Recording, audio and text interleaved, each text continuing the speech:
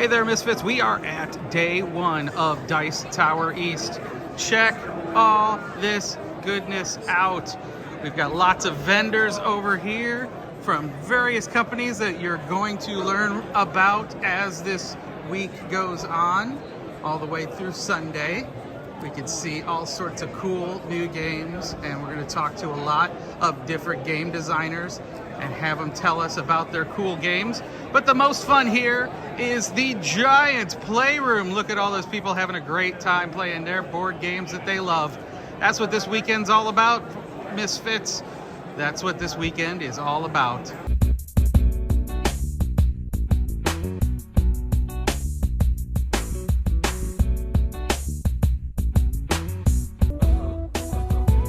Hey there, Misfits. Look who I found. Hey guys, I'm here at Portal, and you guys should definitely buy all of Portal's games. They're totally awesome. Well, I would say I agree with you there. Yeah, we've been playing Gutenberg and Batman Detective and all kinds of games. I mean, it's just been nuts. It's been a very busy day. So tell me about it. You were able to get here a day before me. So Yeah. tell me about day one that I totally missed. Driving really fast. That was really about it. And then I had a dinner. It was a really cool dinner. Got invited by my good friend Dave. You can come in the photo if you want, dude. No, okay, I will. Okay, go ahead. Okay. This is David. This guy's the most awesomest guy at Portal now. Love you, Luke, but now he's the most awesomest guy. I'm sorry. So if I can't remember, I gotta call him New Luke. New Luke, yeah. New Luke, call him yeah, New Luke. absolutely. As long as he's cool with that. I don't want to get whipped while I'm here. So, no, I had a great time. Went out He and- does, though. He really does. I had a great time. Got to meet some cool people. Met some other folks at the dinner. Met some great folks at the beer. I got to bask in Vassal's glow over there and everything. It was actually pretty cool. And then we died. Afterwards, we died. We took painkillers and we went to bed. So that was pretty much it. And today we've been working our butts off trying to chase down Uber drivers and teach games. Yeah, that was a good adventure. The Uber driver. Yeah, that was a great adventure. It was a super adventure, dude. Yeah. But if you're at Dice Tower, come on by. Just come by the booth, please. Say hi. Anything. Awesome. We're lonely. Bye, Misfits. Bye.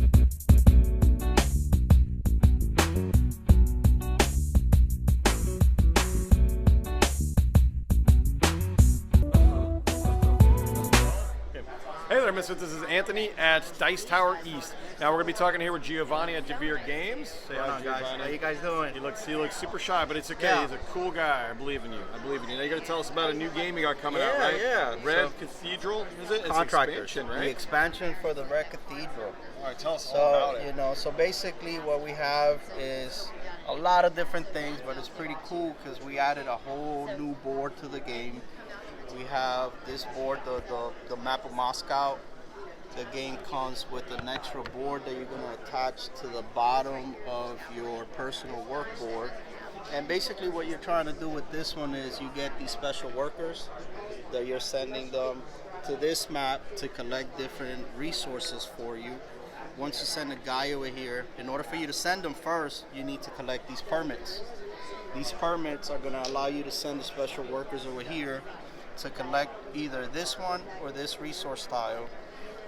Basically, once you send them, you bring them to your board, you place them there, and you get to collect whatever resources is labeled there.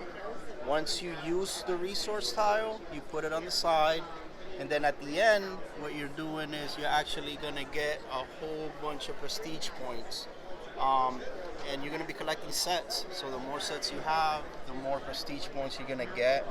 You have 10 more additional guild cards. All of them have different things. You have this lady right here that comes with the diamonds. The diamonds are I like any diamonds. resources. They're super pretty. I'm just going to take these diamonds. Thanks, buddy. Thanks. These look super Look at that. good. Yeah, they look super nice. I think Everybody- they're cubic zirconia, maybe. Yeah, everybody likes them. They're like, oh, can I keep them? Can I keep them? I'm like, no. When you get your copy, you can have some, you know. So speaking of copy, this is not available right now, It's not right? available. It's It'll be gonna- available at Gen Con, Gen Con. supposedly, I Yep. hear? Gen Con is going to be out. But once you take one of those tiles, you have more. You just replace it, and you just keep on playing, and you go on like that. But basically, you know, what makes it interesting is the different guild cards that you get in the game. You have the foreman. This guy comes with special cards too that you get to collect, and then at the end of the game, you get to add all the special points on there, so you can get more points at the end of the game. So you played it a couple times? I played it a few times. I mean, once you start playing, you don't want to play without the expansion. Is this standalone? You have to, or do you have to have the No, player you game? do have to have the Red Cathedral. And that's Red Cathedral, of course. So it's basically a point-based worker. Is it like worker placement then? Basically, it is. You have dice too that you have to move to collect resources. And basically, you have a whole bunch of different actions that you do throughout the game to get a whole bunch of different points. But yeah, I would say a tile placement.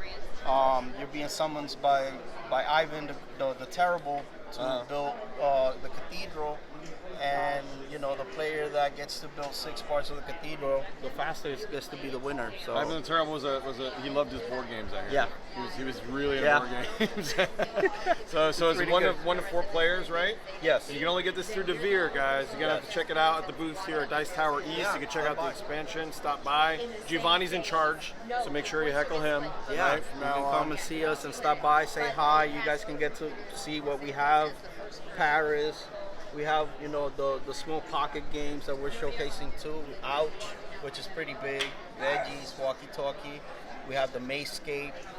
Some of our older games here, but still very popular. A lot of people like them. They come, I play that. Can I get a copy? So we have a great selection of games that you guys can come over here and, take advantage of that during this convention. And if they want to learn more at home about all the games, where do they go? They go to DeVereAmericas.com. DeVereAmerica.com. Yeah, check it out, guys. These guys are pretty awesome. They're actually got a lot of great games we'll be talking about more, and Bitoku's hot, and we'll definitely be talking about that here shortly, guys. Yes. Yeah. This is Anthony with Tabletop Misfits, guys. Thanks for joining us. Stay tuned for more. All right, guys. Don't forget to like, subscribe.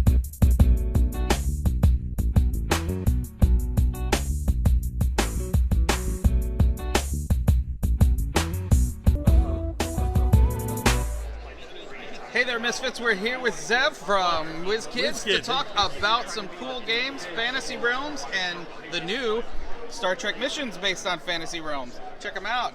Zev, tell us about these games. Yes, Fantasy Realms, very simple game. You're trying to make the best 7-card combo in your hand. That's it. You have 53 unique cards, and all the cards have get a little focus over here, for example. So you have the base strength of a card, you have a bonus, some of them also have a penalties. Usually the higher base strength cards also have penalties. But each card is unique. So for example, this one is worth 3, but it's +3 for each other card with an odd base strength value in your hand, or +50 if your entire hand is odd. So those are the things you're doing. Since all the cards are unique, you're trying to say, okay, what combos best with cards in my hand? You have, there's 10 suits in the game, with an 11th being a wild suit. All you do on your turn is you draw 1 card, either from the deck or the discard area, and then you discard a card. That's it. The game ends when there are 10 cards in the discard area, and then you score your hand. You can't affect other players. It's only the best 7 cards. Your 7 cards, those are the only things you score, and you try to get the highest score. Awesome. So it's a pretty quick game, and how many players can play it? This goes to 6 players, and it's 2 to 6. And it plays in about 15 minutes or so. We give it about another 5 or so for scoring, although we do have a scoring app on our website that we host, which speeds it up. Okay, great. And is this Trekkie wants to know about Star Trek missions too? So Star Trek Mission is, it's like in the Fantasy Realms engine, in that, again, you're trying to make the best 7-card combo in your hand, but this one plays a little differently. We have what's called Galaxy cards, which has all your personnel, your equipment, your locations, and all the different things there. Like here, you have Captain, the name of the card. Then you have like a specialty in the green. You have the life form in blue, and then you have the affiliation in yellow. And cards will talk about that. So this one, Captain Jean-Luc Picard, they have no base strength, so that's a little different than Fantasy Realms. So he's worth 5 points if you have the bridge card, +3 for each other location you happen to have in your hand. So again, you're trying to make combos. But then you also have mission cards. So this is actually, you have 2 decks here. So the Galaxy and the mission cards. So these are cards that you must have at least 1 in your hand at the end of the game. You can't have more than 2, so you can have up to 2. And again, they combo as well. So here's a diplomatic conference. He's 5 for each different affiliation among captains, and for each ambassador specialty. So again, you're looking at your cards. You're looking which cards are captains, which cards have the ambassador specialty, and so on. Again, all about doing the combos. In this game, one of the main differences with the Fantasy Realm, since it's 2 different decks, you can draw either from the Galaxy deck or the Mission deck. And then the game ends, I think if you have like 8 Galaxy cards in the discard area, or like 10 Mission cards in the discard area, so on, and then the game is over. And then you score your hand. Sounds lots of fun. And where can people go to find out more about these or pick them up? Again, local game store or WizKids.com. Check out the games there. There's links and stuff like that. And get all the information you need. You can also go on BoardGameGeek.com, download rule books, see images as well. Oh, awesome. That sounds great. Well, check it out. And hey, Misfits, we got a Misfits exclusive here. Tell us about the next set. Yeah, so again, using the Fantasy Realm engine, we have Marvel Remix coming out. And that's going to be Fantasy Realms. You're making the best 7-card combo using all your Marvel favorites. Heroes, villains, equipment, locations, and so on. Oh, cool. Thanks for the sneak peek on that one.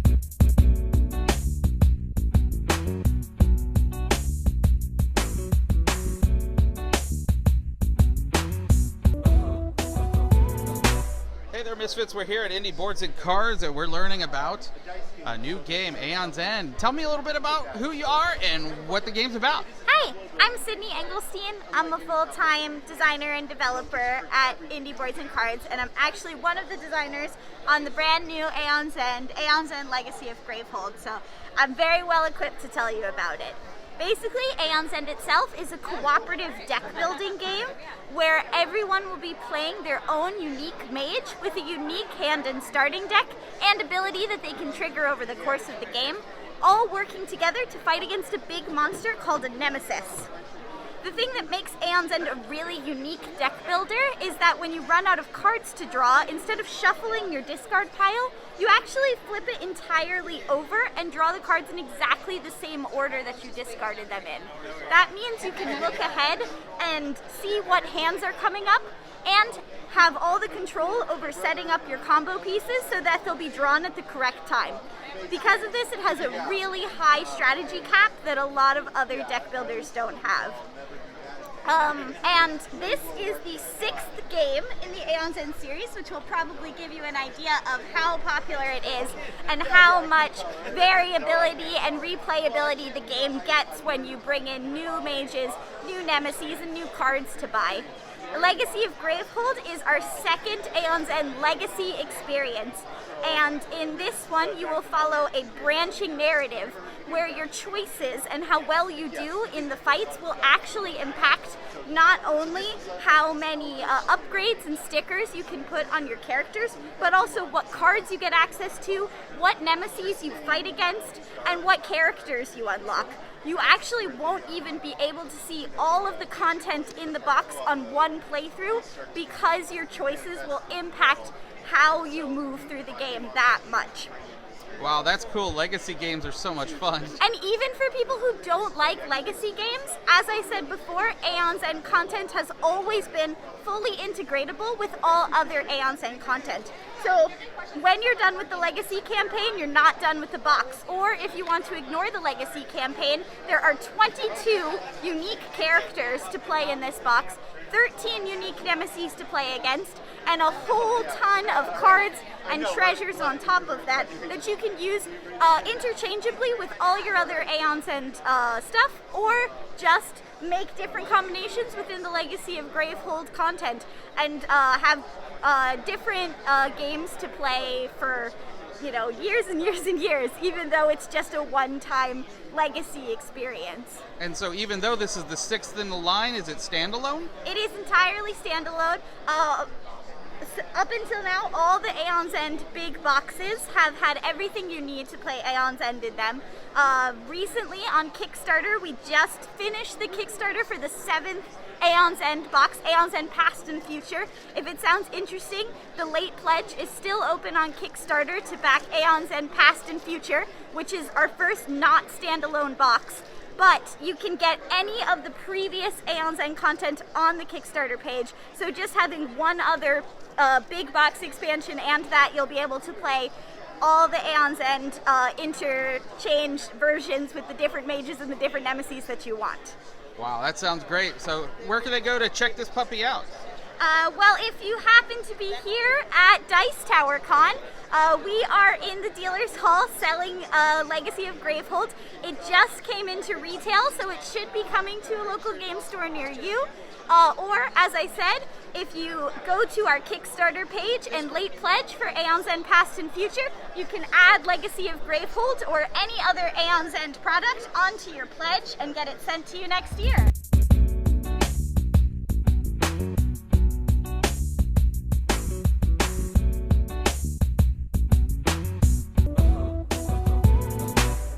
Hey there, Misfits. We're here looking at Detective Batman Everybody Lies at Portal Games, and here is David to tell us all about it. Batman Everybody Lies is a deductive crime-solving game where you work together as a team of players trying to solve crimes in Gotham City alongside Batman and the Gotham City Police. So you work as one of 4 characters from the comic books, trying to solve crimes, trying to figure out what's going on. You're going through all of these cards here, reading clues, getting information, putting together leads and ties to the different criminal aspects of the city, trying your best to solve the crimes. And as you go, you count up time on your time tracker here. And as you get to the recap area of the game, you should be kind of getting an idea of what's going on and putting everything together and being able to tie in all the leads. But if you're not ready yet, you could take more time, but it affects your score at the end. So when you get to the end of the game, you go to our website, Play Detective Online, and you answer a multiple choice questionnaire about the crime. It'll ask you, who kidnapped so-and-so and why, what was their motivation. And when you answer all the questions, it'll tell you how well you did. And depending on how well you did, you may want to play the case again, or you may want to move on to the next case. There are 4 cases in the box. The prologue case takes about an hour to an hour and a half. All the other ones take 2 to 3 hours. So there's a ton of gameplay in the box, super thematic, very immersed in the Batman world. Super beautiful artwork, super great game. Definitely worth a check out. Oh yeah, that is awesome looking. I love the artwork. The thematic are just on point. Batman, Joker, all that stuff. Everybody loves Batman. And where can they get it if they want to find out? You can get it at shopportalgames.com, or you can get it at your local game store.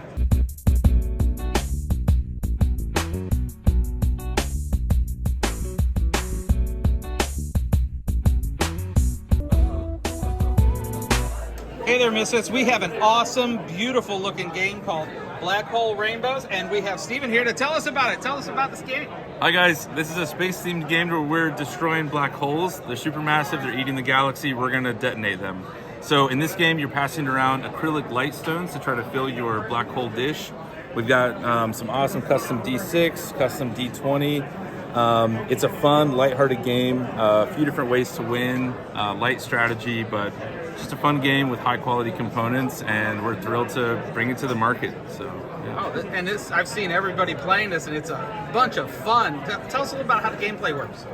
Well, during the game, you're trying to collect these light stones and place them into your black hole. When you get 7 different colors, the black hole detonates, and you earn one of these gold-plated supernova coins. If you win 7 of these, you win the game. There's cards that have different frag potentials, and some of these help you, some of these hurt you, but they're all really fun, and just promotes a lot of cross-play. Well, that's awesome, and the game's even different every time you play it. Yeah, every single time you're gonna get something a little bit different. And if anybody wants to check this game out, where do they go? BlackHoleRainbows.com.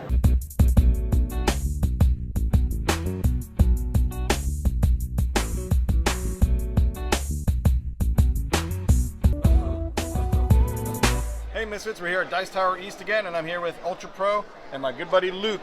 We've done a few things now, but we're talking about dad jokes now, which has a special place in my heart because I am a dad and I do joke.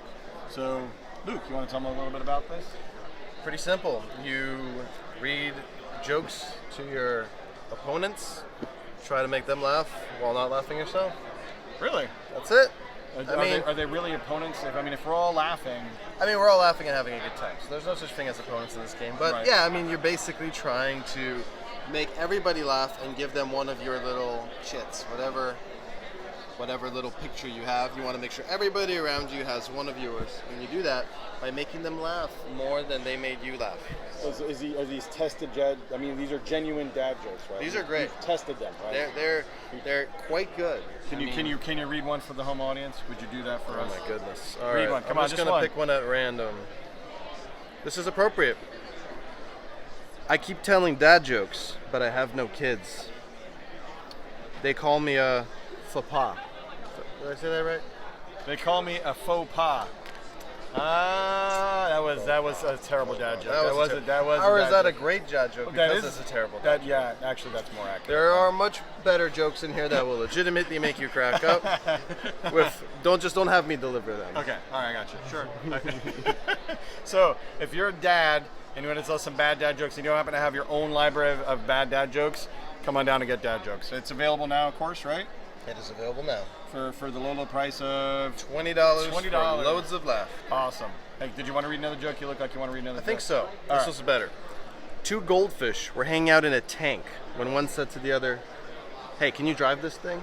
Oh my god. Okay, that was kind of funny. Yeah, that was definitely better than the last one.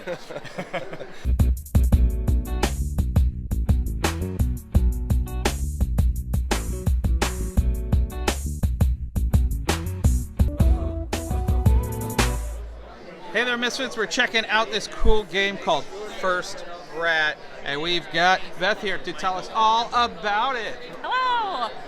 I'm Beth. I am the marketing manager for Pegasus Spiel North America, the new North American branch, and I am happy to tell you about First Rat. So First Rat is a Euro-style game, but not with your typical Euro theme.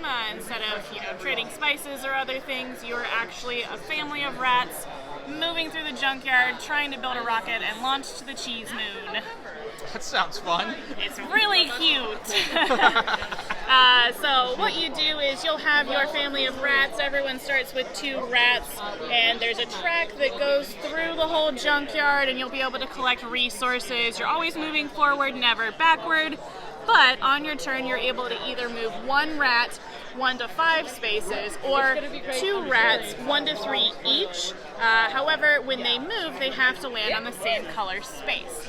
So, for example, maybe early on, you've already done this. You've collected that cheese. Hooray! All rats love cheese. Then this rat could go 1, 2, and this rat can go 1, 2, 3. Both of those are orange spaces, so you collect both of those resources. Resources, of course, will help you build things like rocket parts. So you need to trade in 2 baking soda and 5 vinegar for this part, 2 peas plus the baking soda for that, and then peas and calculators for the top of the rocket. And then you are able to be on these scoring tracks. They are limited spaces, so the quickest to get to that one gets the 9 points, then 8, 7, and so on for each of the tracks. The other thing is, as you are racing your rat all along this track, you keep going. Once you get up here, you're able to send this rat to go get suited up. He becomes a ratronaut. Yes, we like rat puns. Awesome. And that slides right up there. You claim those points, and then you are able to either bring another rat out from the burrow or just take a nut for victory points. There are also light bulbs, which come from these light bulb spaces. You move your little light bulb all along that track. If you ever pass this large light bulb, that lets you score on this track up here. But the additional thing is, if your rat is collecting resources behind where your light bulb is, say this one moves here, you're actually able to gain a bonus resource. It's sort of like the junkyard's a little better lit, so he sees, aha, there's 2, and grabs them and runs away. Oh, that's cute. It's very cute. The other thing is you can also buy some backpacks, which can give you a continuous game bonus. You can get an energy drink, which is a one-time use. You double the resources you're getting that turn. Or you can get bottle caps, which can give you extra bonus points at the end of the game related to how you are on the tracks. The final thing is there are some apple cores. Any of those spaces will move your rat along the burrow here. And you move in a clockwise fashion along, but anytime you get to a branching path, you can decide to pop up or keep going. These are comic book pages. They give you different bonuses and change how you can play the game.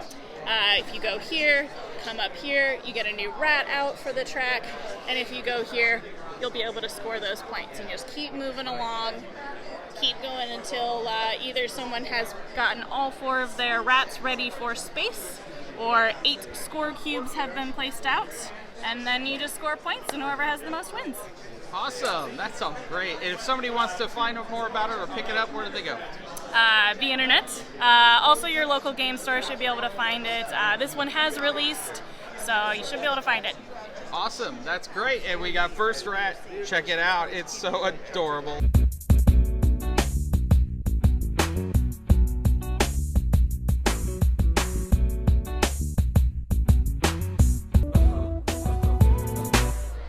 Hey there, Misfits. We're looking at Dungeons & Dragons Dungeon Scrawlers here from WizKids, and we've got Zev to tell us about it. Hey What's there, it all everybody. about? This is a maze racing game. Very simple game. We have 10 levels of dungeons, and it's for 4 players, so there's 4 copies of each level, and they get progressively harder and or they add more elements to the game. So here you can say this is dungeon level number 1, and it tells you a little bit about the rules here. And what you're doing is you're taking your marker, and everyone goes, ready, set, go, and then from the start, boom, boom, boom, you're just trying to race and interact with the elements as you try to reach and end the game by the first person to cover the boss. How you interact with the elements are as follows. For example, monsters, you want to be able to cover them completely. What you see over here, these exotic plants over here, you just want to ride over them. The spells, the purple things, you want to be able to trace them completely. And then you have the treasures you want to outline over here. And then finally you have the artifact fragments. These are the stones here. You want to connect them in numerical order over here. And for every 3 that you connect correctly, you score a point.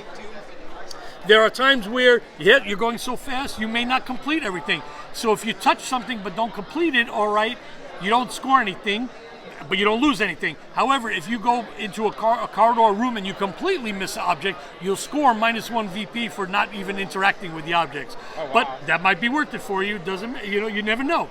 You also want to be careful where you could touch your walls in that, but if you break a wall, if you break through a wall and you end up in the same area, that's okay, you'll just get a penalty.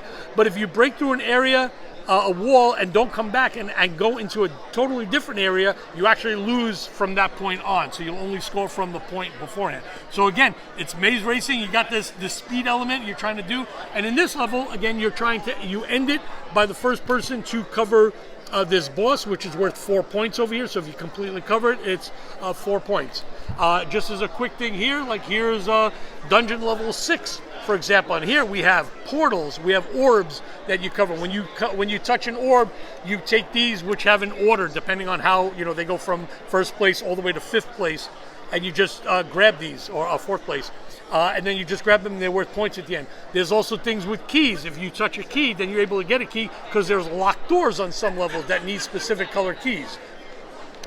In this one particular, this one says defeat 2 bosses. So for the first player to cover 2 of these bosses, you go, oh, I did it, pencils down, and then we go and score everybody.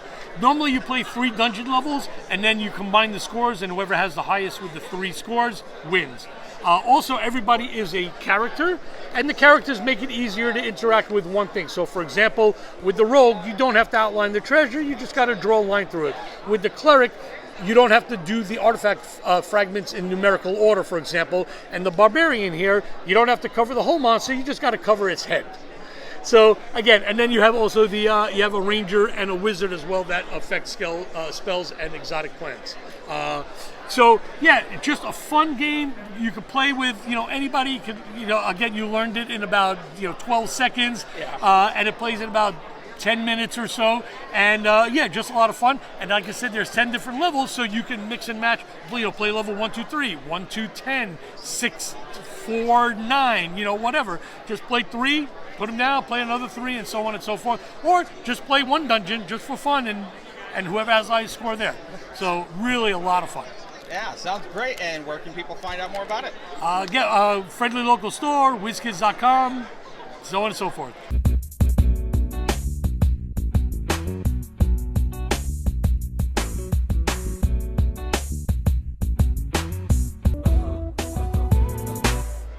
Hey there, Misfits. We're at Dice Tower East, and I'm already getting hungry. Just check this game out. Food Truck Face Off. This looks amazing, and we're here with the designer of the game to tell us all about it. Tell us about yourself and about the game. Sure, I'm Philip Arms at Giddy Up Games. That's my company, and I've created a new game that we're going to be crowdfunding soon on GameFound.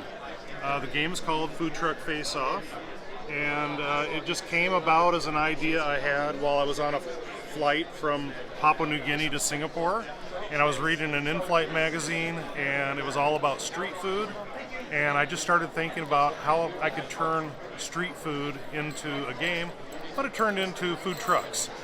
And I thought, well, I love food trucks, and who doesn't? Created a game. Yeah, that's right. So tell me a little bit about how the game plays. Yeah, sure. So you're a brand new food truck owner, and you're going to get to start out your business with a little bit of money, a few ingredients, which are represented by these different meats, dairy, vegetables, spice, and grain. And you'll get to start out with a few. You'll get a few recipes to get you going, and you're going to have 3 employees that you'll use to send out. So, and those are represented by these food trucks. And what we do at the start of each round is I'm going to roll these dice, and it's going to tell you how many customers are waiting, what type of cuisine they want. So in this case, this would be Latin. And then, wow, I'm not rolling very high numbers, but that's okay, because we can do something about that. These want American, they want, there's 40 there, and then, wow, another 10. That's terrible. That's going to be a not fun roll for whoever you're playing against. So there's going to be a lot of pressure probably to go to this 40 spot because there's the most customers waiting. However, if you're one of the unfortunate ones who didn't get here first, you could, say, go and send somebody to advertise, and then that will, if you pull that over, it'll attract 30 more customers to your selling location that you go to. Okay, so now we could sell 40 to this person. Well, although if this was the American truck, they'd probably want to go here. Hopefully it's still available. The other things you can do are get free recipes, and the recipes come over here, and you have your choices of American, Latin, European, or Asian. And even though you might be, say, the American truck, you might want to diversify your recipes so that you can sell when something like this happens and there's no options for you to sell. Awesome. Oh, everybody loves fusion cuisine, you know? Yep, that's right. Yep, and so if you're one of the unfortunate ones who couldn't get the free recipe, well, you could still buy a recipe for $15. Or you might want to send an employee out to get free ingredients, so vegetable, spice, or grain. So it looks like you've got a lot of resource management, worker placement, all sorts of stuff, but that's right. You're trying to build up your franchise, your food truck with new recipes, and make the most cash in the end, huh? Yep, and it's all about making the money. All right? Perfect. Well, if somebody wants to find out more about this game or pick it up, where did they go? They can go to giddyyup.games. That's our website, and you can sign up for updates as to when the game will come out. Awesome. And yeah, I hope you'll back us. We're going to be on GameFound very soon.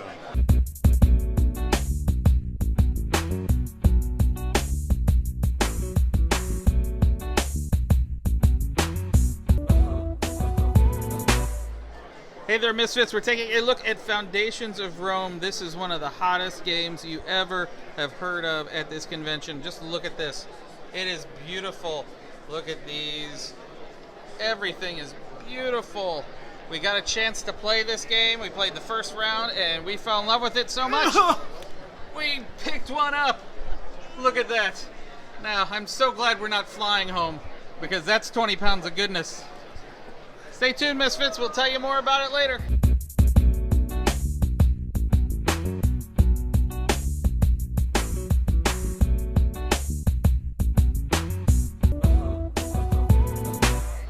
Hey there, Misfits. We're here to learn about a cool game called Framework from Pegasus Spiel. And let's find out more about it. How you doing? Tell me more about it. Yeah, so this is Framework. It is designed by Uwe Rosenberg, perhaps a name you might know. I think so. He has designed many, many things. If you've played Nova Luna, this is kind of a successor to Nova Luna. If you're not familiar with it, that's okay. I will teach you how it works. This is going to be a tile placement game. We have a bag that has 120 tiles in it, and what you're trying to do is build your own tableau, and you will be drafting these different tiles and trying to build connections. The things that are in the center are tasks, and if you are the first person to place all 22 of your task tokens, then you win the game. So, how that works, tiles in the middle. You end up putting out tiles equal to the number of players plus 1, and then the person who pulled out of the bag gets first and last choice. You'll pass the bag, keep going around like that. So perhaps maybe I would go ahead and take this one. This one goes to the player over there. Then maybe I take this one. If we were just playing with a 2-player game, that one wouldn't be in it, but you place them in front of you, and once they are placed, you cannot move them. Now, I have a 3-brick task right there, and I have 1 brick frame here. That means that I am 1 step closer to being able to complete that task. Now, for example, if I had also had these, if I place them like this is 1 continuous line. I now have 3. I'm able to cover up that task. However, if this is on this side, that's not a continuous grouping, so even though there are 3 things that are touching it, I don't have a continuous group of 3, so I can't complete that task. So, you do need to be a little conscious of where you are placing things. The group can kind of branch out in any way, any kind of goofy way you want, but as long as it's a continuous line of things, each thing is adjacent to the task, then you are able to complete it. There are a few different types of tasks. So, the most straightforward, you can have a tile that has 6 green, 4 red, 5 blue. You are able to complete as many of those as you can. There's no penalty if you don't complete a task. Trust me, you will have some you can't complete. That's okay. Then we also have this one down here. That means either or. You can use either color to complete that task. You just cannot mix them. This one down here means that in order to place a token over the one over there, you have to have completed that one first. You can set yourself up so that you're ready to complete that one, but unless you're able to place a token on the first one, you can't place a token on the second one. And finally, this one, where it's kind of a blend of 2 colors, that means that you're able to use both colors to complete it. You don't have to. You could have 6 green and no yellow, but you could have 1 yellow, 5 green, so on and so forth. Any mixture to make the task complete and place a token, and you just keep drafting and placing until eventually someone has placed all of them. Awesome. And if you want to find out more about this game, where do you go? So PegasusNA.com is our website. We have some game articles there, but this one can be found at local game stores or through regular distribution places like Miniature Market or Cool Stuff Inc.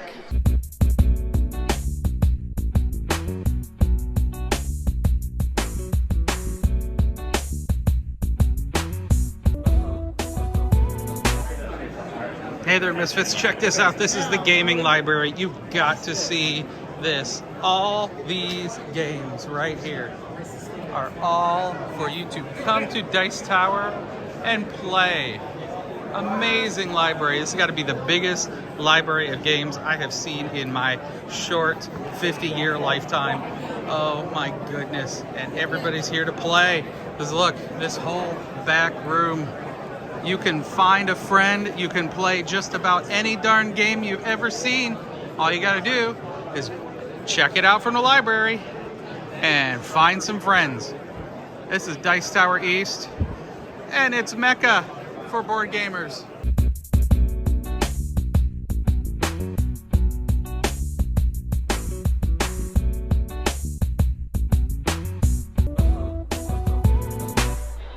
Hey there, Misfits. We're checking out a game here called Free Radicals from WizKid Game, and we've got Zev to tell us about it. Hey, how you doing, everybody? I'm Zev Schlesinger of WizKids. How are you?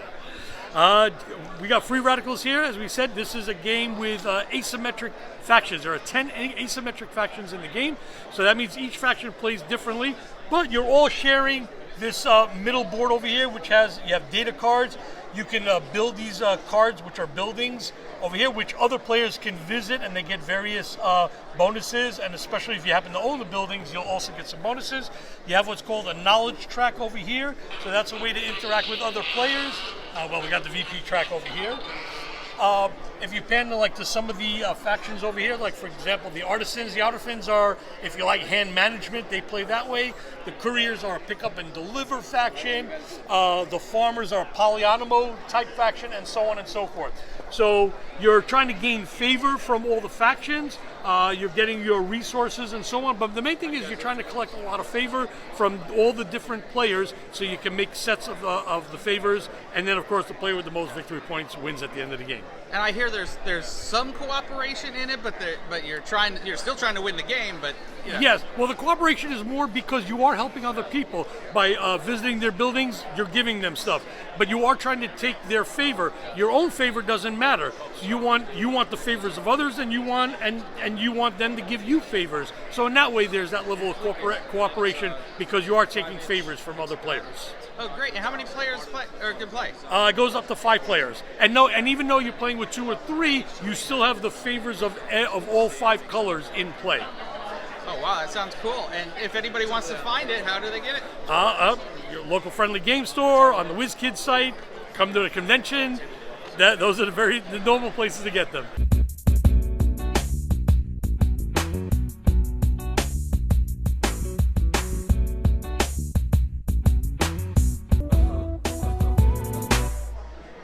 Hey there, Misfits. Check out the hotness. Gutenberg, you've heard about it. We've not talked about it yet because we haven't been able to get our hands on one, but look at this pretty game. That is amazing. And we've got David here from Portal Games, so tell us about it. Gutenberg is a game where you're playing as a printing pioneer from the 14th century, and you're basically bidding on actions. One of the really cool things about this game is you have influence cubes that you use to bid on all of your actions. And the bidding is done privately, and then when everyone's done, they all reveal, and everyone gets to take 1 of 5 actions depending on what they bid.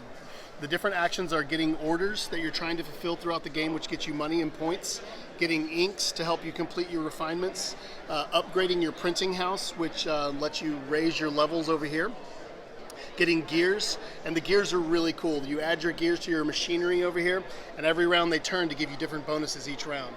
So those are really cool, and planning those it can be kind of a challenge, but it's super fun. The last thing you're bidding on is impressing patrons, and the patrons, they want you to meet certain requirements, and they give you in-game scoring points. And then you do that all again for 6 rounds, and whoever has the most points at the end of the game wins. Super fun, a lot of really important decisions. It's very straightforward, but there's a lot of strategy to it, so it's a lot of fun.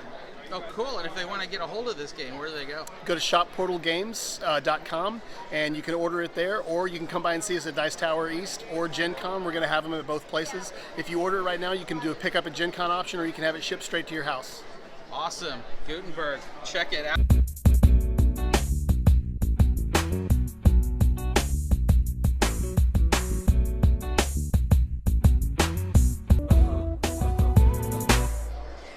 Hey there, Misfits. We got this cool looking game, Honey Buzz.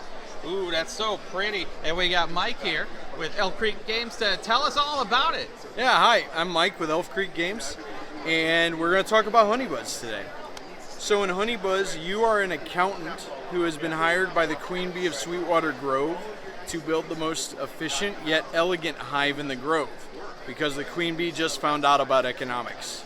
So she is trying to sell her honey to the bear market as quickly as possible, and this is how you play the game.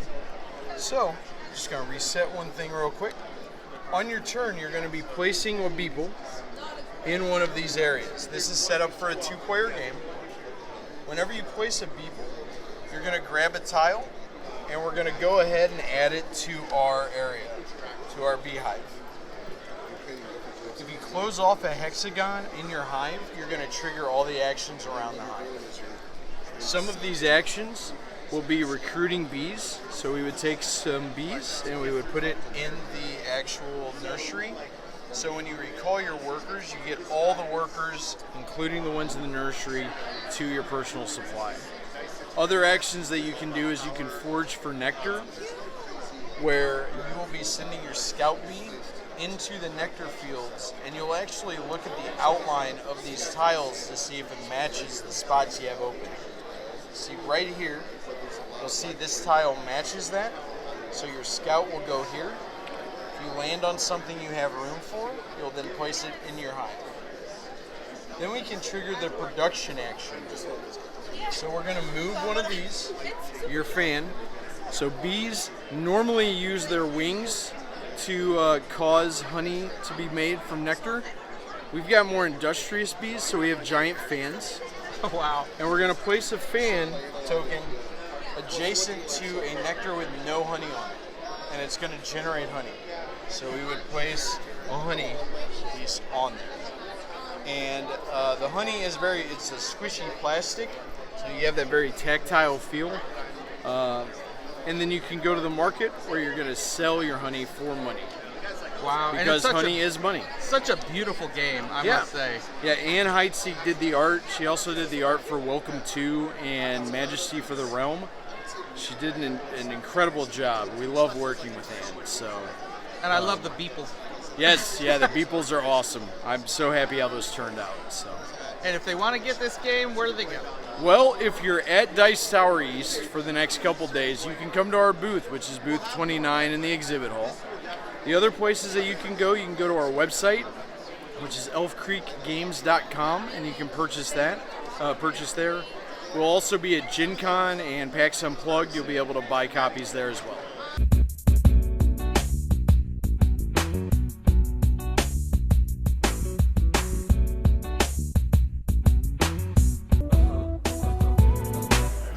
Good morning, Misfits. Look at all the hubbub this morning early. This is where we exchange board games. Yes, we've bought all sorts of different board games here. And this is where everybody comes to find their buddy and meet up and get some new or used games. It's really cool. It's a really cool ass idea. Check this out. That's my haul. And I still got one more to pick up. So definitely take advantage of this if you're ever at Dice Tower East. Or West, I'm sure they got one too. Or any game convention where you're at, because this is an awesome way to share games at a good price and pick up some stuff and help other people's game closets thin out.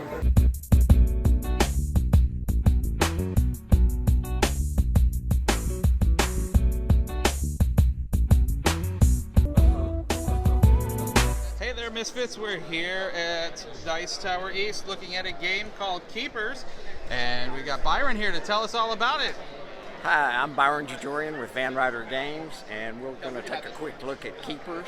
Keepers is a game, family weight game for 3 to 8 players, and in the game, everybody will have a hand of 7 cards, and from those cards, and they're all photographs of nature, which, by the way, I took.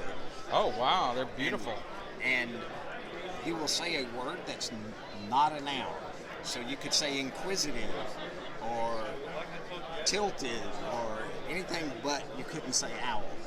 All the other players will also have their 7 cards, and they'll look through their hand of cards and choose one that they think is the same, and here's the real special twist, or the opposite of that word.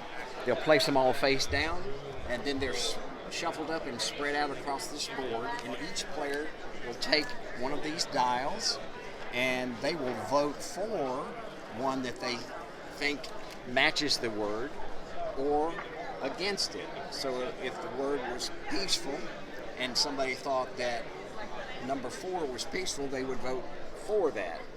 But if they thought that number 6 was not peaceful, they would set their dial to the red 6. They set those dials face down in front of them, then it's 1, 2, 3, everybody flips them over, lays them on the appropriate card. Whichever card gets the most votes for and the most votes against are both keepers, and any ties are friendly ties, so everybody gets that card. They just take the corresponding card, put it beside themselves, and put a keeper token on it. Everybody gets a chance to say a word, and once everybody has gone, whoever has the most keeper cards is the winner. Awesome. That's That it. sounds pretty fun, and it sounds fun for all ages. Yes, it's fantastic. Young kids get into it really as much or more than adults do. And the more you play it, the more you start playing the other players as much as your hand of cards, which I think is exciting how deep the game can get with such simple rules. That's great. And if somebody wants to get a hold of this, where can they go? They can go to vanridergames.com, spelled with a Y instead of an I in rider. So they can go there. We've got them here at the con. They will be at Gen Con, and they'll release to general retail mid-August. Right now it's just available as a pre-release here at Dice Tower Con, and it will be at Gen Con. Awesome. Sounds great.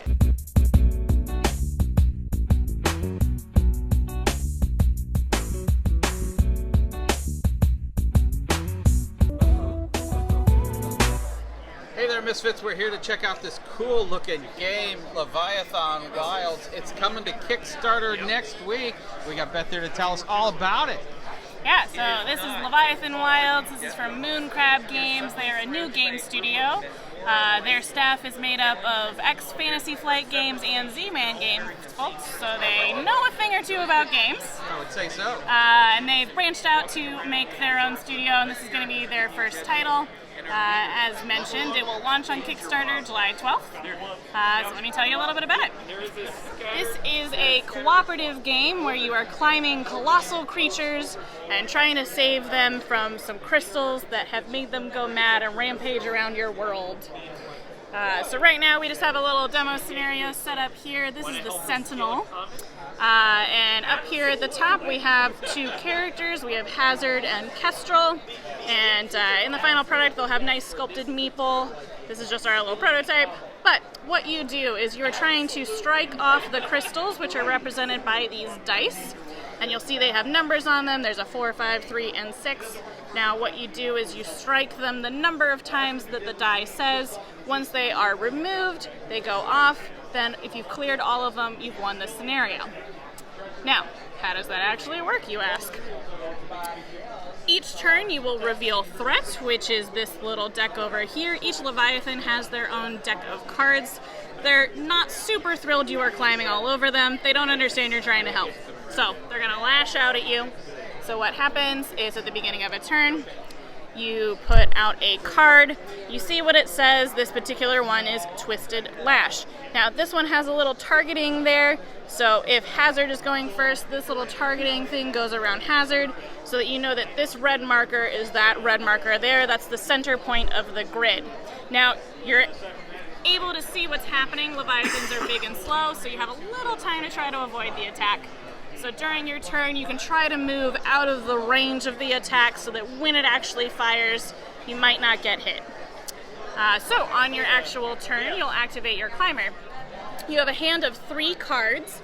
These cards are multi-use cards. You can either use the top half or the bottom half. So the first thing that you would do is decide you want to use one for action points. That would be the number that's actually in the top corner. So let's say maybe I take Razor's Edge. I decide that this should be my action points. You just slide it right there so you know you're just using the top half. Then you have 5 points to spend that turn. Action points can be put into these different actions, as many as you are able to spend. So 1 action point to climb. Climbing is moving orthogonally, so that would be 1, that would be 2, or you can go over, but each action point can move you 1 space. Then you have jumping. Jumping is 3 AP, and jumping is if you want to cross over something. So like right here, this Leviathan has a little bit of a gap between his arm and his chest. So if you were down here, you could jump and leap across to be over there. Just costs a little bit more action points, a little bit more effort to jump. You can glide, which is a diagonal movement. Same thing, 1 action point per 1 movement. You can rest, and if you're resting, you have to be on one of these little white ledge spaces. There's a few on the map.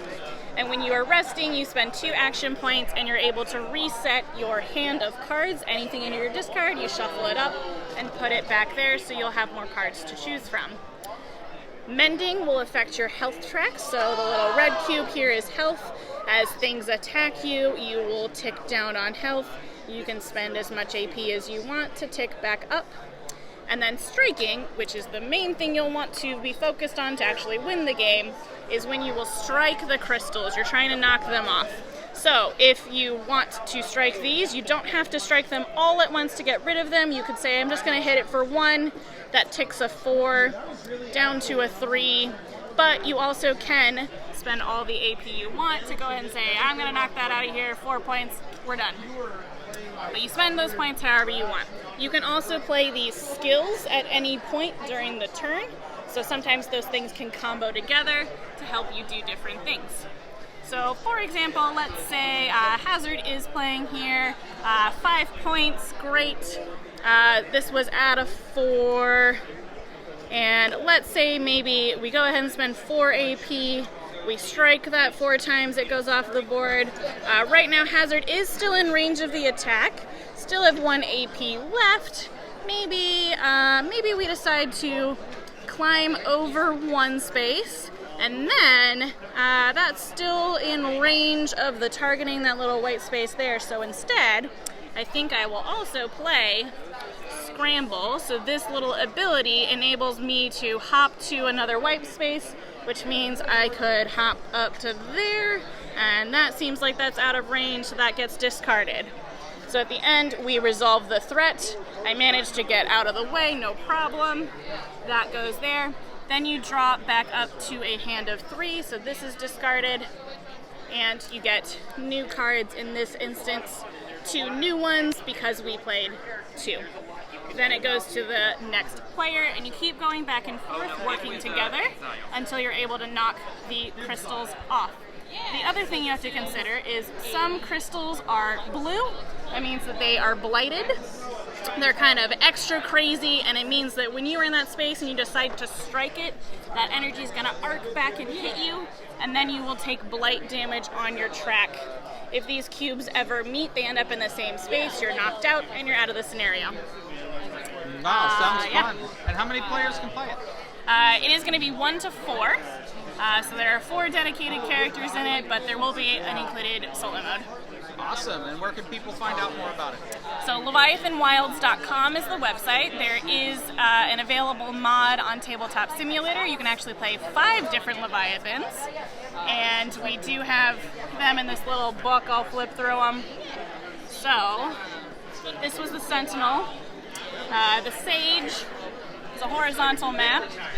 So you would actually be starting at the bottom and climbing across in different ways.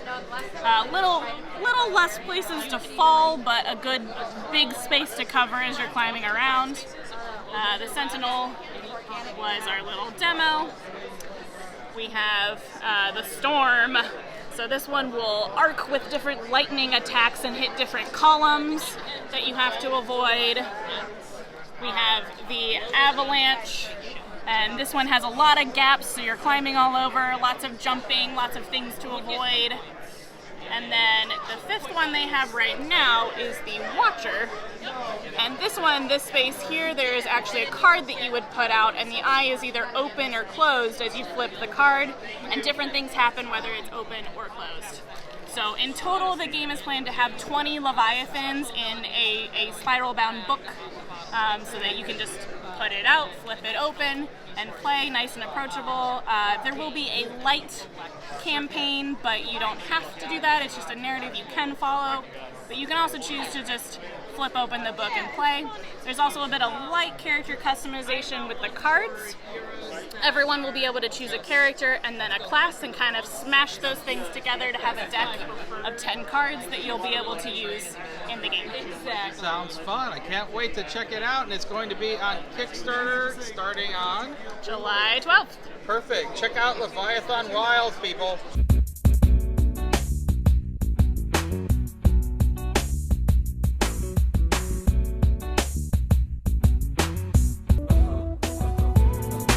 Misfits, we're here to learn about a game called Mageling, and we're here with Joseph to tell us about the game. Hey, so this is Mageling. It's a dice activation game, which means that you use these custom dice here to activate cards that you will collect in your grimoire as you travel on your adventure.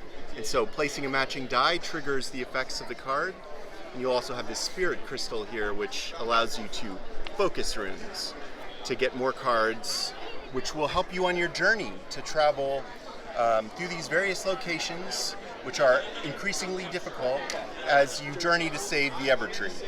And it is cooperative or competitive, and it is very much inspired by earlier deck building games, but it is a dice game, so there's no shuffling, and it is all about setting up big combos and facing off against bigger and bigger monsters until the finale, which is in the Cloud Chamber, where you'll battle the final boss.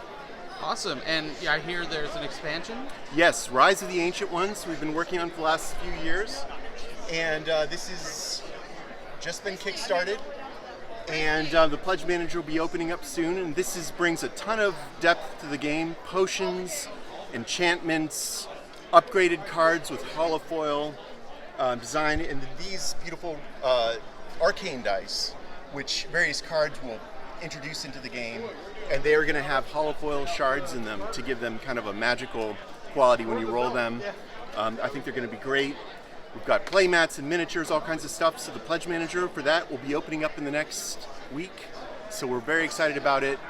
And yeah, it just brings a lot of new stuff to the game, a lot of depth, and a lot of content, a whole new adventure, and where the Magelings will face off against sort of an eldritch being from beyond our time and space. Oh wow, that sounds cool. And where can people go to find out more about this? Familiargames.net is our website, and you can check us out on Board Game Geek or Instagram. And yeah, we're just really looking forward to bringing this game to its full potential with Rise of the Ancient Ones.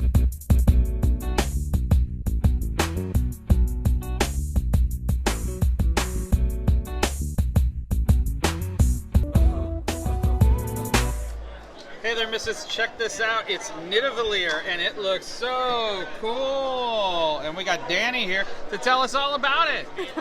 So Nidavellir is a tableau builder and a coin builder, which is different. On your turn, we are going to be bidding our coins. We have 5 starting coins. What we're bidding on is turn order. So we're going to have 3 phases each round. Simultaneously, we'll lay our coins down, looking at them, of course. Once everyone's ready, we'll reveal. So, if anyone bid more than 2, they would get to choose a card from the green tavern first. So let's say they took the blue, I'd be left with the green, and so on. What we're doing is like this. We are trying to collect different colors of dwarves. Each color scores a little bit differently. Each time you make a whole rainbow, so you have 1 flag in each color, you get to recruit a hero dwarf with different, very powerful effects. We're going to play 6 rounds total, so it's a pretty snappy game. At the end of the 3rd round, we've got the first stage, and in between this and the second age, we're going to award cards for each color. So whoever has the most orange will get this one, and its benefit. The most green, the most red, and so on. What we're doing with our coins, like I said, it's a coin builder. So you have this coin. When you reveal it, it's saying that the 2 coins in your money pouch get to be upgraded, and that's where this treasury comes in.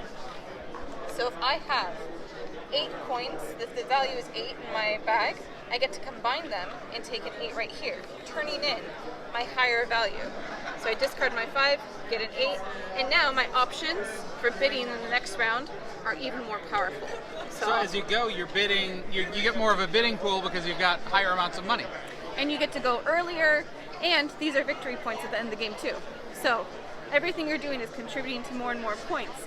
And it's one of those games where your score is really high and you feel like you've done a great job, even if you don't win. Awesome. Yeah. And if anybody wants to check out this game, where do they go? You can go to any game store, Amazon, online, wherever. It's released already. We have Thingvellir, our first expansion, already available. And fairly soon, we will have a slightly bigger version of Edavol, the second expansion, in November. Perfect. So keep an eye out, and you can get all the expansions pretty soon. Awesome.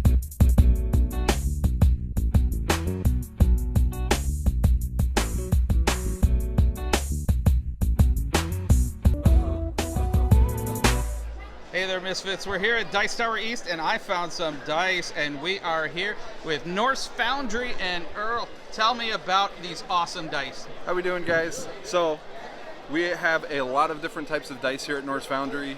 We have anything from zinc alloy metal dice, gemstone dice, glass dice. We have true metal dice, such as tungsten and stuff.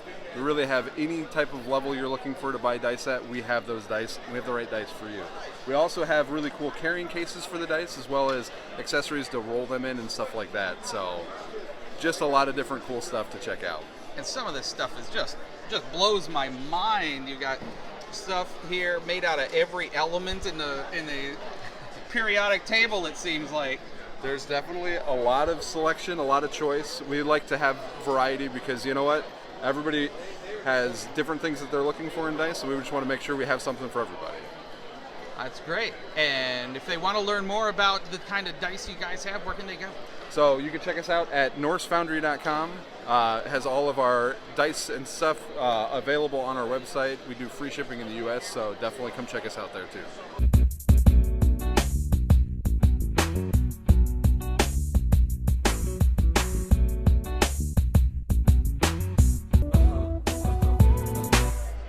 Okay, Misfits, we're here checking out this cool looking game called Ogrefish, and we've got Xander here, the developer, and tell us all about it.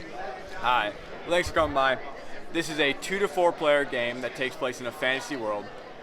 You are fishermen in a fishing tournament, but in this world, instead of fishing up normal fish, they're monsters. So first you gotta fish them up, and then you gotta defeat them. And if you defeat a monster, you get a trophy. Get 4 trophies and you win the game.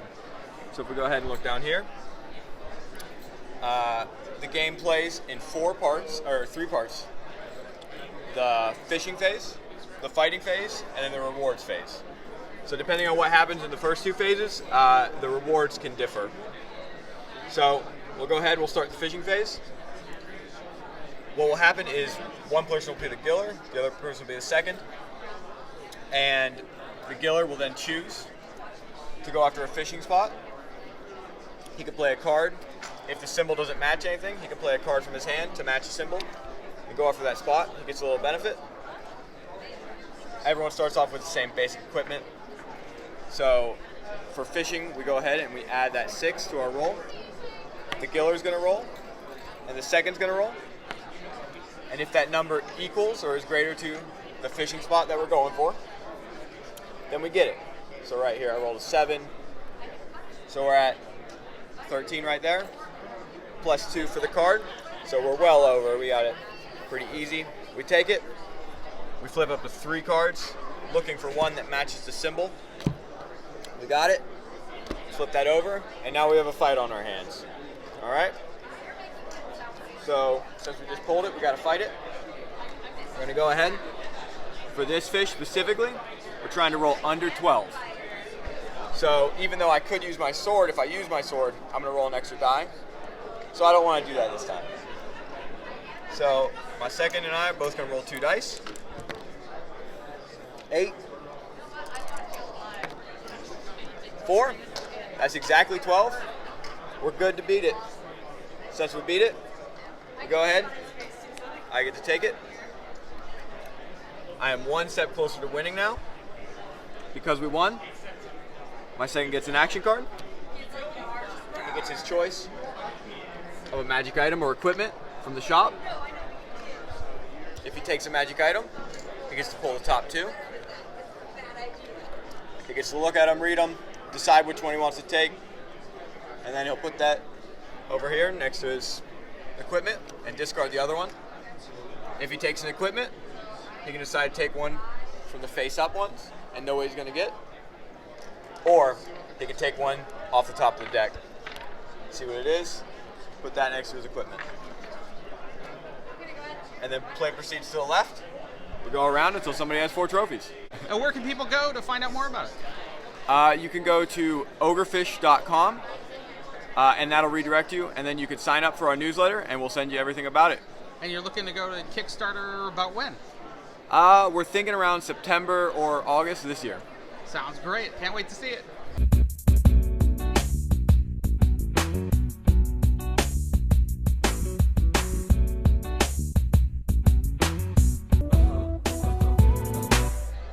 there, Misfits. We're here with DeVere Games, and we're checking out the new expansion for Paris. It's Paris Eiffel. Tell us more about it. So, Eiffel, Paris, the city of the Lumiere. This is the base game. It's a 2-player game, and it's a tile placement game. So basically, the whole thing of the game is that you want to put down cobblestones, and what you're trying to do is build them in a way where on phase 2 you get to put these buildings down, and you get to claim the building that you're putting down. And every building that's being touched by a light, you're going to score points off of it. You also get these action postcards that have just beautiful, beautiful different artwork on them. But they give you different actions, like this guy right here brings you an additional light. This guy right here brings you a neutral tile piece that in case you might need it because you need the space to put down your building, you may be able to use it. And like I said, just the artwork on these guys is just beautiful, beautiful, beautiful. Oh yeah, that is. You know, beauty. they're gorgeous, gorgeous. But you know, like I said, it's a 2-player game, and the point of the game is just to pretty much lay out your streets, so you can be able to put your your buildings on those streets and be able to collect as many points as you can. It gets really competitive because sometimes you might pick one of these shapes, and when you lay out your foundation, sometimes you just didn't realize that your opponent was trying to block you. So it can get really challenging. It's pretty good, especially for 2 people. You know, we also have the expansion. With the expansion, Paris Eiffel. And what does this bring to the game? So what this one brings is more beautiful postcards. It brings a total of 10 more additional postcards, and every single one of them is an action card, and it just allows you to do more different actions through the game. You have the Eiffel Tower, which allows you to score more points if you grab that one. The Mona Lisa, the Arch. You have all of these other shapes over here, and also brings the scoring pad. But basically, it's a really fun game. I mean, it gets played in 2 phases. Phase 1, like I said, you lay down the cobblestones, and you get to pick a building. We highly recommend people to grab at least 3 to 4 building shapes.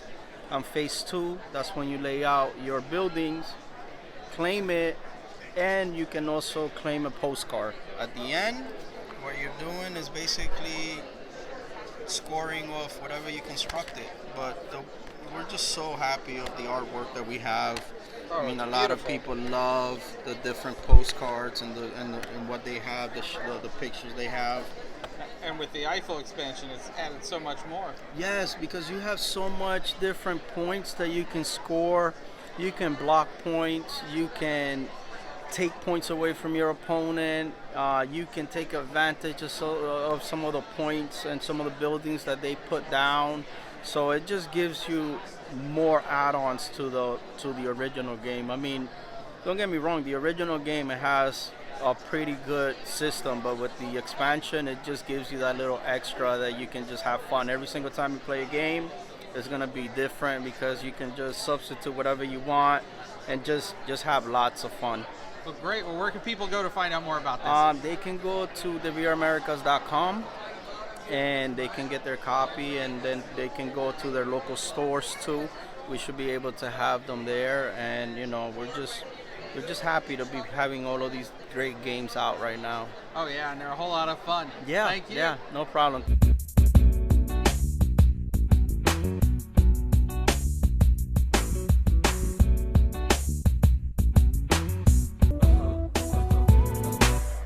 Hey there, Misfits. Check out this game called Northgard, Uncharted Lands. We're going to learn more about it here with Danny. Tell us all about this cool game. So Northgard was a Kickstarter last year, and we're bringing the retail version to the US. This is based on the video game from a few years ago, and we've turned it into a 4X with deck building elements, which is pretty interesting. Cool. So each player has their own clan of these separate powers that we have. And you also have your own starting deck, so this is the green player's deck. The cards cards have these icons on them to describe what you can do on your turn. So each round you'll draw 4, play them one at a time. So we've got build actions, which is one of the win conditions. You want to be the first player to have 3 large, see this one's bigger than this one, 3 large buildings in 3 separate territories. So green player is well on their way to winning. You can explore and add a new tile to the map, expanding our world. You can move. Now, this is 1 movement, but we have some difficult terrain here that costs 2, so you'll need upgraded cards. And we've got recruit, which is simply add a new buddy to a territory you're in. Now, one of the things about the game is that there will be fighting. So if purple moves this group into this territory to contend for one of the large buildings, it'll trigger a battle. To battle, first we're going to count the strength of our army. So purple has 3, green has 2. Then you have the chance to feed your soldiers, your Vikings, apples to boost up their strength, like Popeye. Cool. And then simply, each player will roll 1 die. If this is green, their strength is now 1, 2, 3, 4, 7. And purple's strength is 1, 2, 3, 4. The skull eliminates a soldier, but because green's strength is still larger, purple is kicked out. That's it. Battle. So the game will either end, like I said, when someone builds 3 large buildings, or after 7 rounds, and you count up your points. Awesome. And if somebody wants to find out more about this game, where do they go? HachetteBoardgames.com.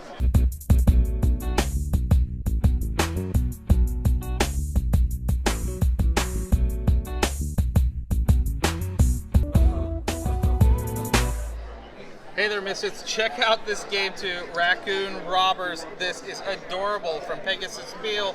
And we've got Beth here to tell us all about it. Hello. So Raccoon Robbers is actually designed by the same designer who made Carcassonne. So this is another kind of family-friendly, good lightweight, midweight game.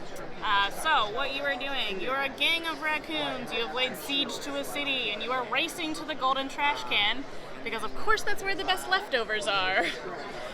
Now the way that you do that is your boss raccoon is over here, going to move through the backyard path. Your minions are going to be climbing up on these different houses. They are a double punch board set at an angle so that you can move your meeple into the spaces and they'll sit on the house. Now you will notice some of them have space for multiple raccoons, but most of them have space for only a single raccoon. So what will happen? On your turn, you have a hand of cards, and you're able to play cards to climb up buildings. You can only climb up 1 house at a time each turn. So let's say I have some red cards, I decide I want to play these. Now if I was at the bottom of the house and I was alone, this double arrow could count as 2 instead of 1. In this case, if we've got 4 raccoons down here, I would only be able to move 2 spaces, but that's okay. I could go 1 and 2. This gets discarded and I keep going. The other thing though, there are also mischief cards, because of course raccoons are mischievous. You can play a mischief card to knock your opponents down on the building. The other way you can knock your opponents down, if there's a raccoon there in that single space, let's say this one also plays a card that moves them 2 spaces, they go 1, 2, they bump that one down a space and take over that space. So a lot of shoving, a lot of pushing, and you gotta have plenty of mischief because it's raccoons, and we know they're mischievous. Then what happens is as you climb up on these buildings, instead of climbing on your turn, you can choose to leap off of it. You look at what level you were on, what's the number. This one goes and jumps on down. That will move the raccoon boss 1, 2, 3 spaces. Now similarly, you'll notice some are smaller, some are larger. The large spaces can hold all the raccoons. The small spaces can only hold 1. So if we had a 1, 2, 3, and 4, that one gets bumped back. And the first one to the golden trash can will win. That is cool. So where can people go to find out about it? This one has released. MSRP is $35. We have a couple game articles on our website, pegasusna.com, and then you can find it at your local game store, miniature market, any of the main distribution locations. Wow, Raccoon Robbers, it looks like a whole lot of fun.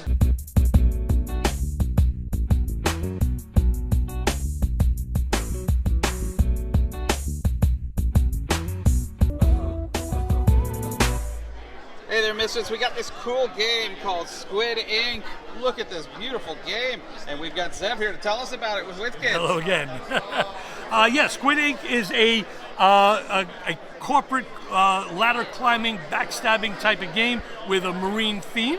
You have anthropomorphic marine animals in suits and so on and so forth. But you have middle managers, you have a director of placement, you have all kinds of the HRs people.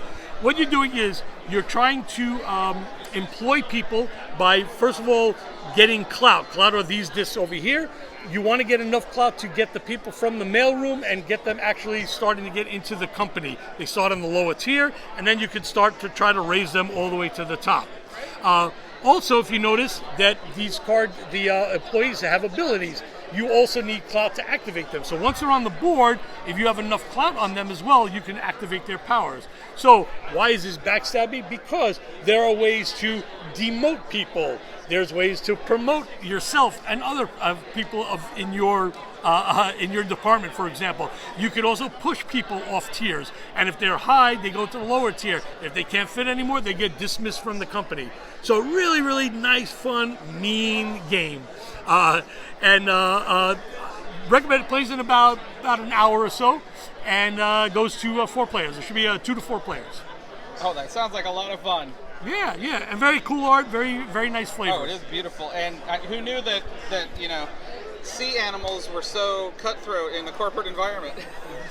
Everything in the animal kingdom is cutthroat. Well, great. And where do we find out more about this? Again, friendly local game store, WizKids.com, and any other places online.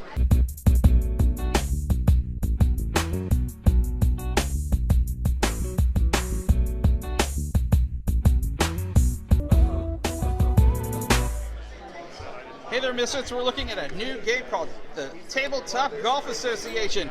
And here's the developers. Tell us a little bit about this. Hey guys, my name is John Garcia, and along with my son Gavin, we developed we call it the Ultimate Golf Dexterity Game. It comes with 25 of these wooden modular pieces, and they are double-sided, beautifully illustrated. So basically you could design and play the golf course of your dreams, we call it. You got these really cool sliders that Tom Vassell, by the way, loves, and he had it as a pick of the week. So we're very proud of that.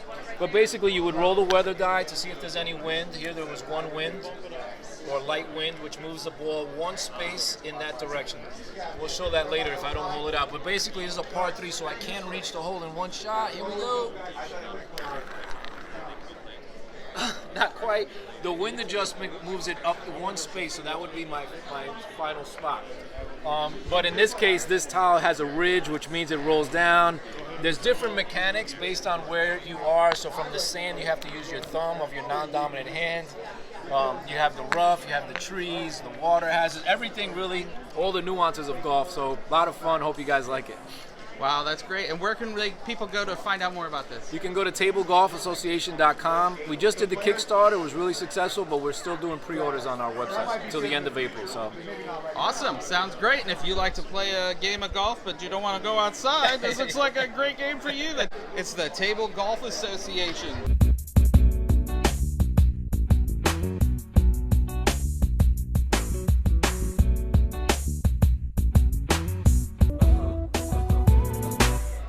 Hey there, Misfits. Check out this game called Turing Machine. It looks pretty cool. And we've got a special guest here to tell us all about it. Hi, I'm Danny from Hachette Games. I'm the marketing manager. And yeah, we have Turing Machine here. It's an early prototype copy before we have our final copies at Gen Con. This game is from the creators of Decrypto, which is a word deduction game. But in Turing, we're deducing numbers. So you want to be the first player to find the secret 3-digit code. So how it's going to work, each round you're going to make your own 3-digit code using these punch cards. But when they overlap, like so, there's just a single hole right here, a single window. Now, on the board right here, we've got 4 artificial intelligence computers here, each with a different proposition. So our A computer is asking about the color yellow. Each round you're going to choose up to 3 of these to test with your hypothesis. I think this is the secret code. If we're testing this one, and I want to see what the value of yellow is, I'll take this And the corresponding answer key looks like this. So if I slide it behind my punch cards, in the window, is that a red X or a green check? It's a red X. So that means my hypothesis that yellow is less than 4, right? Yellow less than 4 is incorrect. So I can start scribbling some notes on my pad and do some process of elimination. So, like this, we're going to narrow down our options. At the end of each round, after you've made up to 3 guesses, you can guess the secret code. But if you're wrong, you're out, because you have to look up the solution. Oh, wow. So you want to sounds be fun. confident. So how many players play this at once? It's 1 to 4. There's competitive, co-op, and solo mode. So you can play however works best for your group.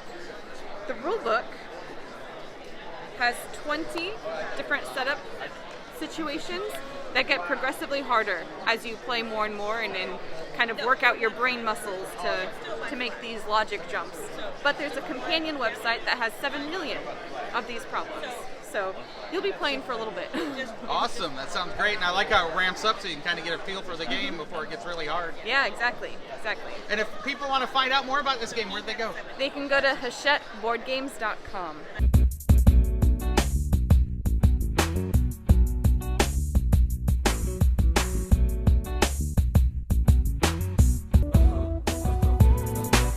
Hey there, Misfits. We're looking at a cool-looking game called Super Skill Pinball 4Cade.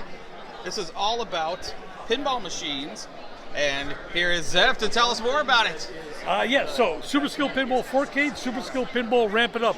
This is in the roll and write genre, and it has a pinball theme. Each game comes with 4 different boards with 4 different ways of scoring bonuses and so on. You're playing 4 different pinball tables.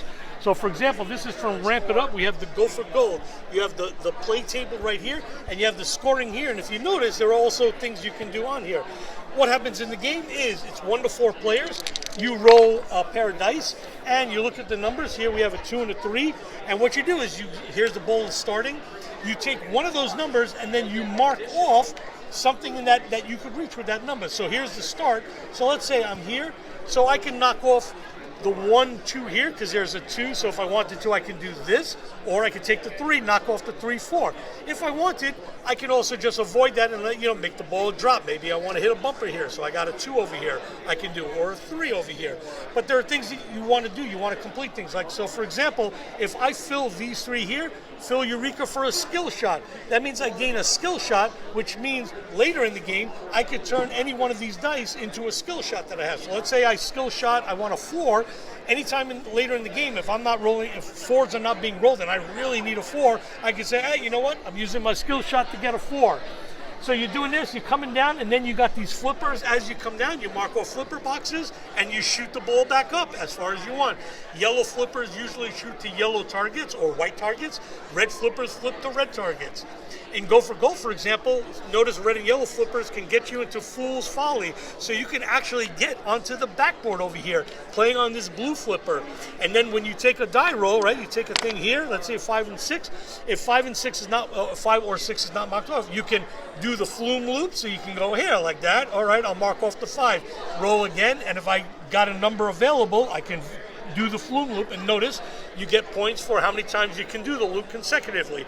Or if I can't do it or don't want to do it, I jump to the lost mine, and then I go down the falls over here, and then I can do that. And here, if you fill all the falls, that's worth 20 points. Sorry, the skill shot was here. I was mistakenly did that. This is the falls. If you fill all 6 of these, you get 20 points, and then you erase a set. Every time you complete a set, you erase it. You also got drop targets over here. You got bumpers over here. But normally, because normally when you play, a ball has to go down to the next zone. But if you're in the bumpers, if you can do the numbers and follow the arrows, you can actually keep it up with the bumpers. So you can go, here, and keep going, and you keep scoring 1 point per.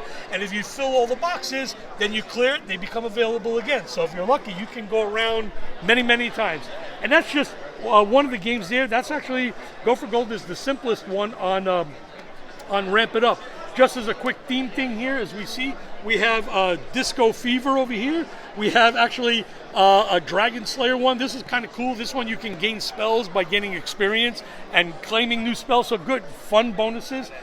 We have Cyber Hack. This is also has a mini game on the backboard, which has a push your luck element. And then Carnival. Carnival is the very simplest game. It has like really one bonus called the Feat of Strength that you're trying to knock out. You'll see some of them over here. So Dance Fever, Dragon Slayer, Cyber Hack, and Carnival. And then, as a sequel to ramp it up, we have the Go for Gold, which I showed you.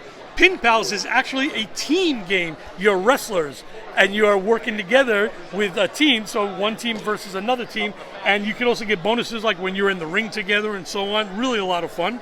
High Roller Heist is now all games are usually 3 balls, 3 rounds. High Roller is a 2-round game. This one is you're trying to get crew, and then you're doing a heist. There are 3 different heists available, like the casino heist, a vault heist, and a bank heist. And then the last thing is Top Speed. Top Speed has also an element of being able to increase your dice or lower your dice value, because some of these targets have 7, 8s, and 9s. So you have to hit the gas and add to your roll. So like someone rolls a 5 and I got a +2. Oh, I got a 7. All right, cool. I can hit a new area, for example. But then again, you have to be careful because the flipper boxes are still your normal numbers there, and you want to be, if I got too many high numbers, I'm going to lose the ball. So that's it. So you got to kind of a push your luck aspect. You got to push your luck. Yeah, how fast you go, how long you keep it up with your plus, and then pull the brakes to lower the thing. So yeah, you keep playing until you can't fill. You can't fill a box anymore, and that's when you lose the ball, but then you keep going. So it's 3 rounds, and you keep playing there. And, of course, you keep score here. The other thing that's cool is you can nudge. So let's say here's a 5-6, but you really wanted a 4, for example. So you can nudge. You can nudge the 5 only for yourself. You can nudge it for a 4, so it's a nudge difference of 1, and you can use the 4. On the next roll, if the dice rolled, the difference between the dice is like equal to or less than what you nudge, you automatically tilt and you lose the ball for the round. So really cool mechanic there that you have to watch out for that can help you, but can also bite you in the end. Okay. So that's Super Skill Pinball coming out, and we have also a Star Trek version coming out in the next few months. Oh, awesome. That sounds great. And this is great for pinball fans, but also great for roll and write fans. Exactly, yes. And where can they get it? These are available also at WizKids.com, your favorite local game store, conventions, and so on.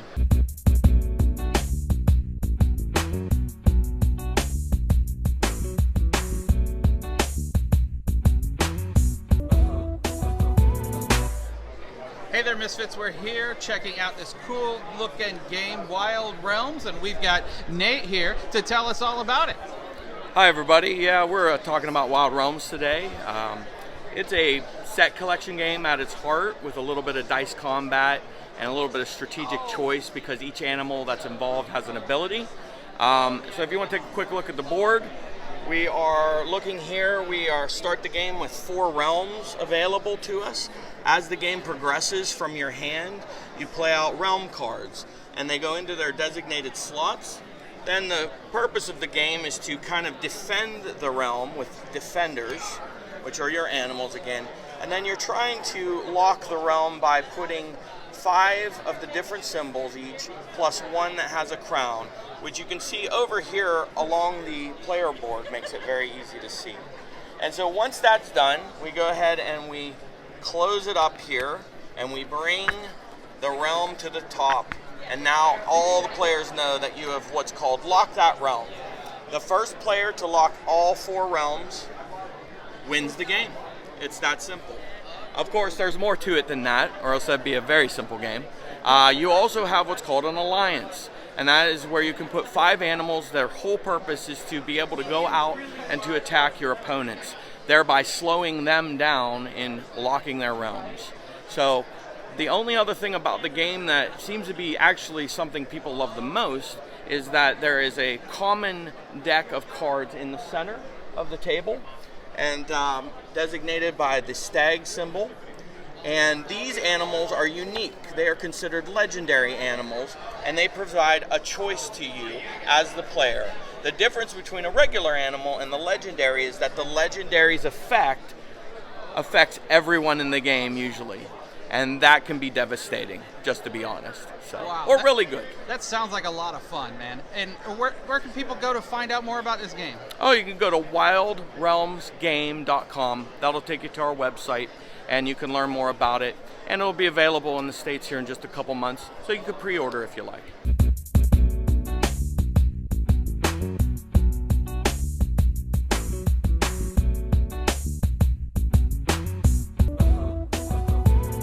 Hey guys, welcome to Dice Tower East, and I'm here again with the big man himself, Tom Vassell. How you doing, buddy? Well, I'm not that big, but good.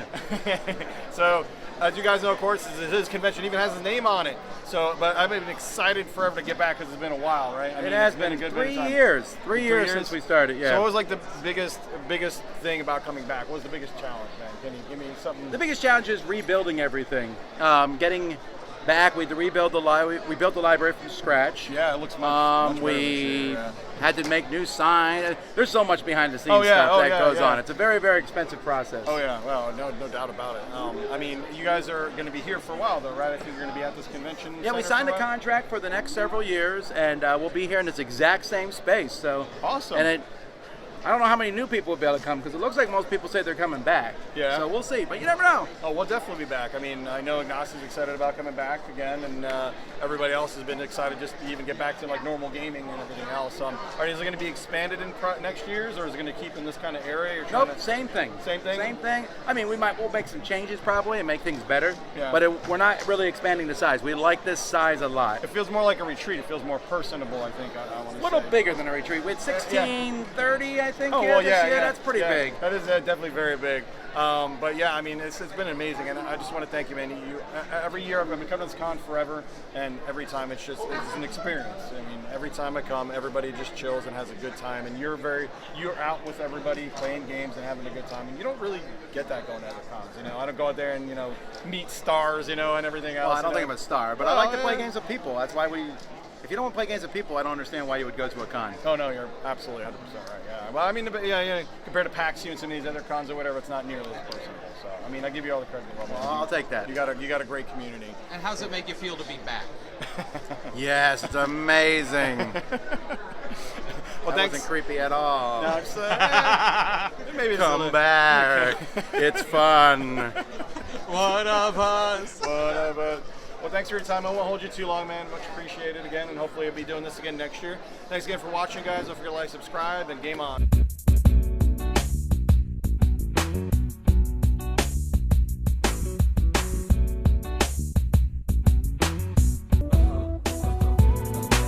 Hey Misfits, this is a quick overview of the haul from Dice Tower Con East. Now this was a combination of buying, and most certainly buying some Holy Grails that I was super excited about. We got Cthulhu Wars here, and Seventh Continent with the expansion, and a giant Sentinels and Multiverse complete with all the expansions in the box. Thank you for the Tom Vassell virtual garage sale trading exchange. That was super awesome finds, and I'm super thrilled about those. A lot of it's a mix of other buys and purchases, and nice gives from the Portal booth for some of my friends there for doing the work over the course of the con. Other people were just super generous, and there was a lot of deals available there. So I picked up a lot of stuff, some rarities too, which were actually kind of cool, like this Voyage of the Beagle. That's actually pretty cool because I think that's long out of print and I haven't reprinted it yet, so super actually happy to get that one. And a lot of other cool stuff that I'm super excited to play.